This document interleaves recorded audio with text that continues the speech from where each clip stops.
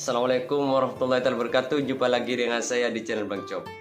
Di kesempatan kali ini saya akan memberikan beberapa informasi buat teman-teman yang ingin memulai membuat sebuah konten, ataupun buat teman-teman yang baru memulai sebuah konten.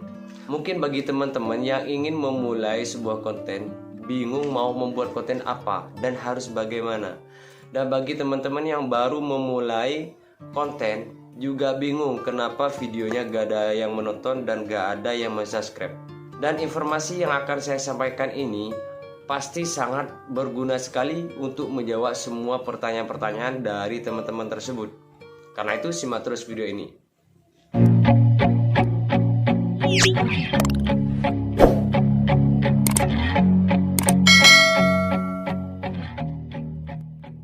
Sebelum kita memulai ke pembahasan, mohon dukungannya dengan cara like, komen, dan subscribe. Jangan lupa juga tekan tombol lonceng bagi yang sudah subscribe, supaya saya lebih bersemangat berbagi informasi kepada teman-teman seputar YouTuber pemula.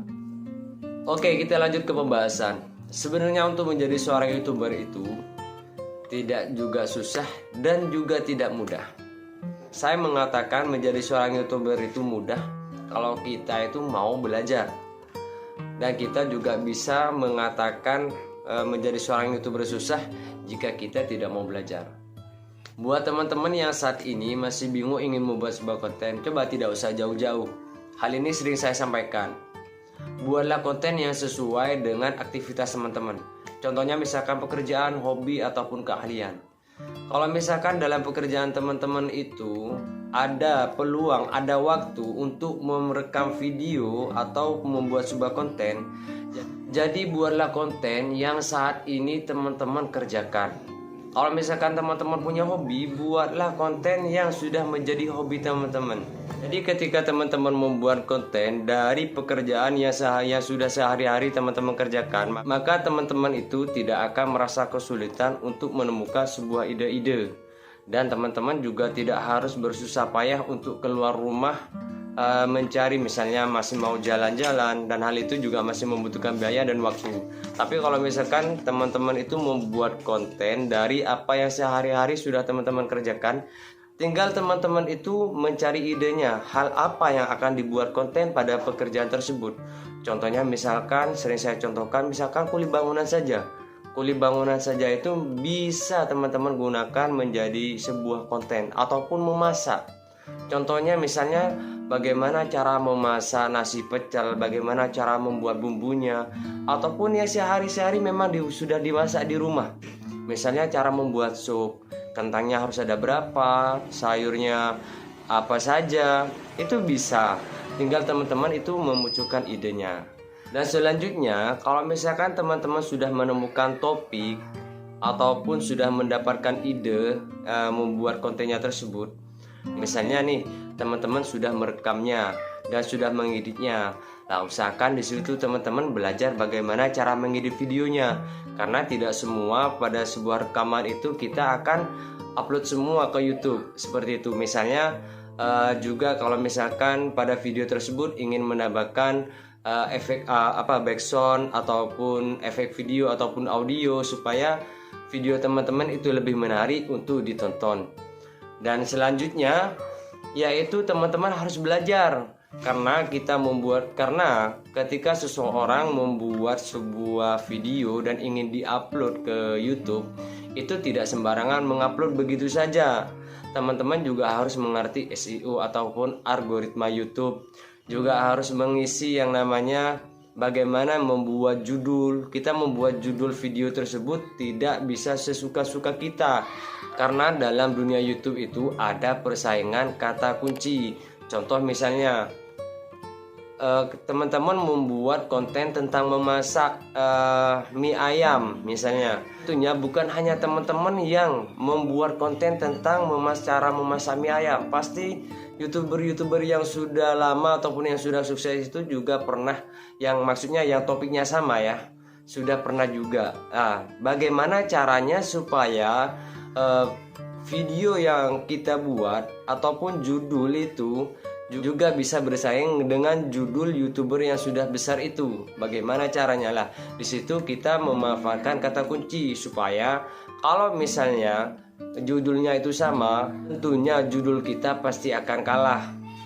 Ranking kita juga akan kalah. Karena apa? Kita masih memula, sedangkan yang membuat judul yang sama itu sudah menjadi seorang YouTuber besar ya, subscribernya sudah banyak, penontonnya sudah banyak. Jadi pastinya video kita itu tidak akan ditemukan oleh penonton. Karena apa? Karena judul kita, kata kunci kita itu kalah dengan YouTuber-YouTuber yang sudah besar. Karena itu manfaatkan SEO atau kita bisa menggunakan Tabadi untuk mencari kata kunci yang tepat untuk video kita. Selanjutnya yaitu mengisi deskripsinya. Deskripsi itu juga tidak bisa sembarangan kita mengisi dengan kalimat-kalimat begitu saja.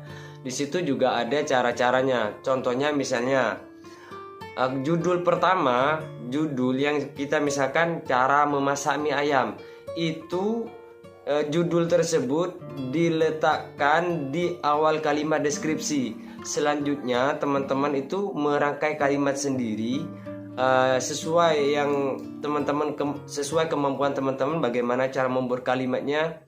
Selanjutnya dalam deskripsi tersebut teman-teman selipkan kata kunci yang berkaitan dengan cara memasak mie ayam tadi. Contohnya seperti pada gambar ini. Selanjutnya ketika dikira deskripsi tersebut sudah pas, sudah diyakinkan, sudah bagus, selanjutnya ke bagian tag. Dan di sini YouTube itu sudah memudahkan kita bagaimana cara orang menemukan video kita. Dan disinilah di bagian tag ini, karena apa? Dalam sebuah video itu kan cuma ada satu judul, misalnya cara memasak mie ayam. Nah, di bagian tag ini kita bisa memasukkan beberapa judul, misalnya judulnya sudah cara memasak mie ayam.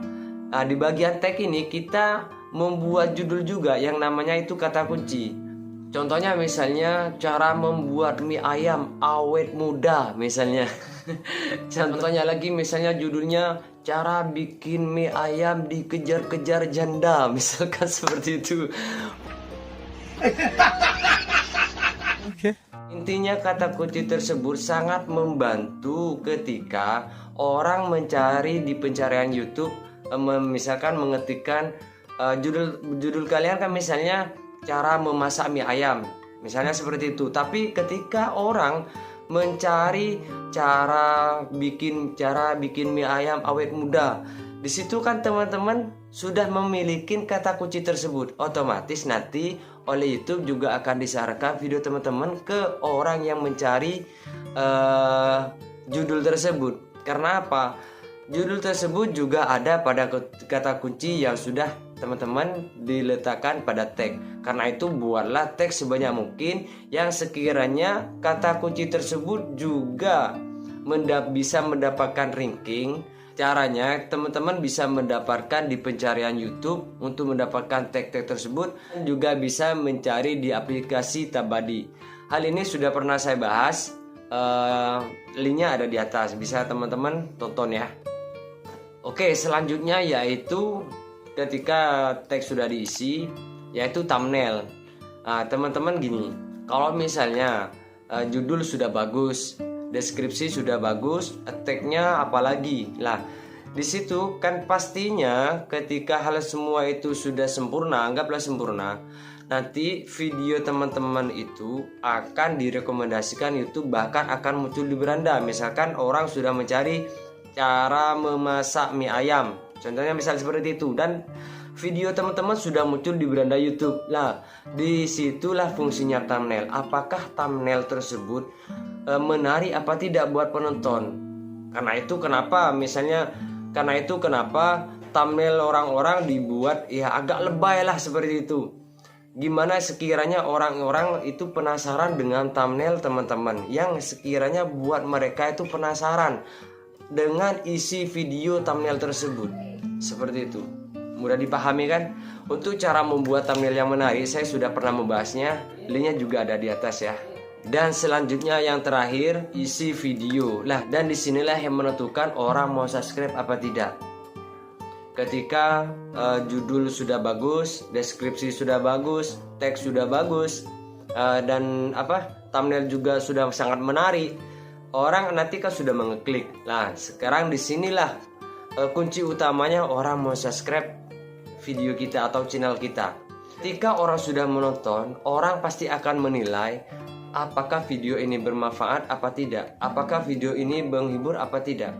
Jadi kalau misalkan videonya tidak bermanfaat ataupun tidak cocok lah, ataupun tidak menghibur buat yang menonton, tentunya hal itu membuat orang tidak mau mensubscribe channel kita. Tapi kalau misalkan video kita itu bermanfaat dan merasa dibutuhkan oleh orang, ataupun juga merasa video tersebut memang menghibur buat dirinya, tentunya orang juga pasti akan subscribe channel kita. Disitulah yang menentukan orang mau subscribe channel kita apa tidak. Karena apa? Tidak mungkin orang itu ketika melihat video kita ataupun buka video kita langsung subscribe, kecuali dia itu memang teman kita ataupun biasanya orang yang suka mengajak support sub, ya kan? Biasanya bang, sini bang, atau misalkan ke teman kita, bro aku buat video, aku buat konten, subscribe dong. Nah, biasanya hal seperti itu kebanyakan teman kita tidak menonton video kita, hanya menghargai kita sebagai teman, dia mau subscribe. Jadi tidak tidak menonton dulu video kita, padahal itu juga bisa merusak retensi rata-rata penonton kita. Tapi tidak masalah asalkan hal itu tidak terlalu sering dilakukan. Kalau misalkan kita mau minta bantuan teman kita untuk subscribe, itu tidak masalah. Tapi jangan terlalu sering, karena itu akan berpengaruh pada perkembangan channel kita nantinya. Karena belum tentu teman kita akan menyukai konten kita, dia mensubscribe atau datang ke channel kita karena hanya menganggap teman kita ataupun menghargai kita. Kalau misalkan cuma mau nge-share, kalau mau nge-share di media sosial tidak masalah. Karena kalau misalkan kita nge-share di media sosial, mungkin ada orang yang juga memang membutuhkan dan tertarik pada konten kita. Itu bisa saja mereka akan menonton lebih lama dan juga mau subscribe channel kita. Berbeda dengan kalau kita misalkan ketika kita minta tolong sama orang ataupun dengan cara support sub, ini sudah sering saya bahas. Misalnya kita di media sosial, bro, ayo bro datang ke channel aku, tonton 2 menit. Begitu juga sebaliknya, lalu padamkan kamera, dan ujung-ujungnya juga mereka membohongi kita. Jadi hindari seperti itu. Hal ini sudah saya pernah bahas. Supaya channel kalian nantinya tidak bermasalah, coba tonton video di link atas ini. Oke teman-teman, itu saja hal yang perlu saya sampaikan bagi teman-teman yang saat ini masih bingung untuk membuat sebuah konten, ataupun masih buat teman-teman yang masih baru membuat konten dan bingung bertanya-tanya kenapa videonya gak ada yang menonton dan kenapa gak ada yang subscribe. Nah, disinilah jawabannya. Tetaplah semangat dan teruslah belajar. Semuanya berawal dari nol. Tidak ada orang yang sukses dalam waktu semalam. Saya pun membuat channel ini awalnya juga tidak yakin untuk mendapatkan 100 subscriber aja, tidak yakin. Tapi alhamdulillah 32 video saya sudah mendapatkan 600 lebih subscriber. Buat saya itu alhamdulillah, karena dari awal yang tidak yakin, ketika saya mau belajar dan berusaha, dan saya mendapatkan hasilnya. Tidak masalah, walaupun perkembangan view-nya ataupun perkembangan subscribernya pelan, tidak masalah, asalkan kita tetap berusaha dan tetap mau belajar dan tetap konsisten membuat konten. Karena semua youtuber pemula, karena semua youtuber yang sukses itu untuk mendapatkan 100 subscriber itu juga dulunya sangat susah. Jadi tetap positive thinking ya, tetap semangat. Semoga kalian menjadi youtuber sukses. Sampai jumpa lagi di video saya berikutnya. Saya akhiri, assalamualaikum warahmatullahi wabarakatuh.